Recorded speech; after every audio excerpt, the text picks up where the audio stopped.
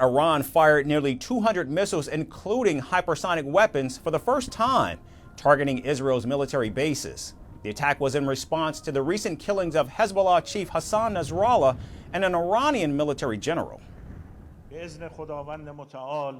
With the will of the powerful God, for the revenge of the blood of the late martyred fighter, Ismail Haniyeh in Tehran, and violation of national sovereignty of the Islamic Republic of Iran, and also the recent criminal acts of this criminal regime in killing the commanders and the great leader of Hezbollah and great fighter Mr. Sayyed Hassan Nasrallah, and also the noble general and martyred of the Revolutionary Guards in Major General Abbas Nilforoshan.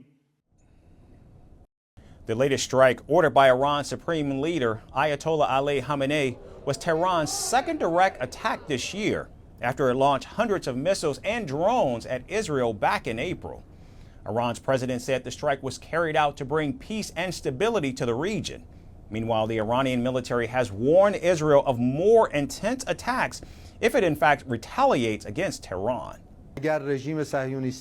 If the Zionist regime that has gone crazy is not controlled by America and Europe and wants to continue these crimes or wants to do anything against our sovereignty and territorial integrity, tonight's operation will be repeated several times stronger and all their infrastructure will be targeted. The Iranian army claimed that 90% of the projectiles hit their intended targets.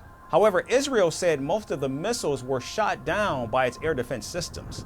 The attack forced nearly 10 million Israelis into underground bomb shelters as the airspace over Israel, Iran, Iraq, Jordan, and Syria was shut down. Following the bombardment, Israeli Prime Minister Benjamin Netanyahu vowed that Iran would soon pay a price for its attack.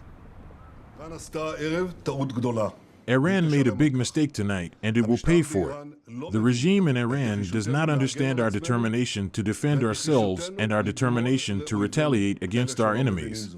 We will stand by the rule we established. Whoever attacks us, we will attack them. This is true wherever we fight the axis of evil.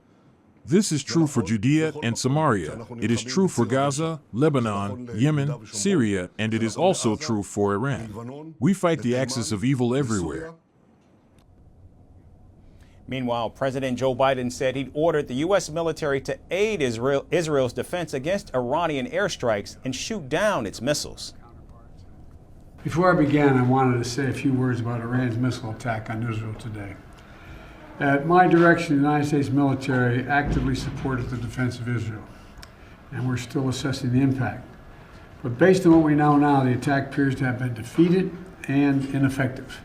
And this is testament to Israeli military capability and U.S. military. National Security Advisor Jake Sullivan also threatened Iran with severe consequences for the latest missile attack. Proud of the actions that we've taken alongside Israel to protect and defend Israel. We have made clear that there will be consequences, severe consequences for this attack, and we will work with Israel to make that the case. Moreover, the United Nations has condemned the worsening conflict in the Middle East and called for an immediate ceasefire. With Iran's attack and Israel vowing retaliation, it appears the sum of all fears has now arrived, and outside mediators, including the United States, are powerless to stop this onslaught. Firstpost decodes the U.S. election. Explains how America chooses its president.